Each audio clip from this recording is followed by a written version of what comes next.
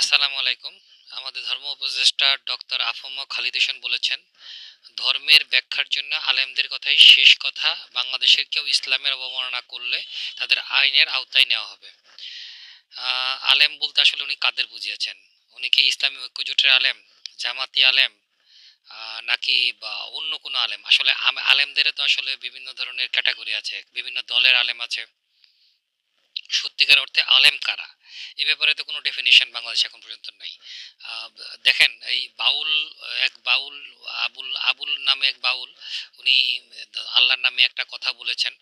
এই ধরনের কথা অনেকেই বলে, বিশ্বের বিভিন্ন জায়গাতে এই ধরনের কথাবার্তা হয়। তাই বলি তো আল্লাহর কোনো অবমাননা অবমাননা হচ্ছে, কিন্তু আল্লাহর তাতে কিছু যায় আসে না। কারণ পৃথিবীতে আল্লাহর কে বিভিন্নভাবে কথা, মানে আল্লাহ সম্বন্ধে খারাপ কথা, ভালো কথা, সব কথাই পৃথিবীতে চলে।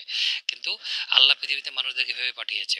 এবং অবশ্যই আমরা ইসলাম ধর্মের মানুষ হিসেবে কেউ যখন ইসলাম ধর্মের বিরুদ্ধে কিছু কথা বলবে, সেটাকে আমরা অবশ্যই প্রতিবাদ করবো এবং এটাকে আমরা মেনে নেব না।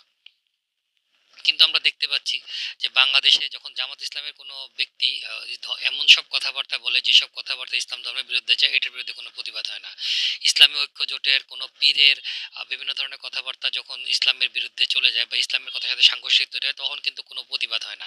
প্রতিবাদ হয় যখন কোনো ব্যক্তি কাউকে নাস্তিক ট্যাগ দেওয়া হয়, বা কখনো কোনো ধরনের বিভিন্ন ধরনের অর্থাৎ ইমাম মুয়াজ্জেমদের বিরুদ্ধে যেসব লোক রয়েছে তাদের কথাগুলোরই শুধু প্রতিবাদ হয়। ও মৌলানারা তখন এক হয়, কিন্তু কোনো মৌলানাকে দেখলাম না একজন মৌলানার বিরুদ্ধে এক হতে। এটা ধর্ম উপদেষ্টা যে কথাগুলো বলেছেন, সে কথাগুলা লজিক্যালি ঠিক বা নৈতিকভাবে ঠিক। এবং ওনাকে এটা ক্লিয়ার করতে হবে আসলে আলম বলতে আমরা কাদেরকে বুঝবো। আর আলেম সমাজ যদি বিভিন্ন ভাগে ভাগ হয়ে কখনো জামাতের বিরুদ্ধে কথা বলবে না, কেউ ইসলামী ঐক্যজোটের বিরুদ্ধে কথা বলবে না, কেউ পীর সাহেবের বিরুদ্ধে কথা বলবে না, এই ধরনের ঘটনা যদি ঘটে, তাহলে আমরা বুঝবো যে আসলে এরা প্রত্যেকেই নিজের স্বার্থে ইসলামটাকে ব্যবহার করছে, এবং ইসলামটাকে স্বার্থে ব্যবহার করে ইসলামটাকে ধ্বংস করছে, এবং বাংলাদেশে অরাজকতা তৈরি করছে এবং ইসলামের ক্ষতি করছে। ধন্যবাদ।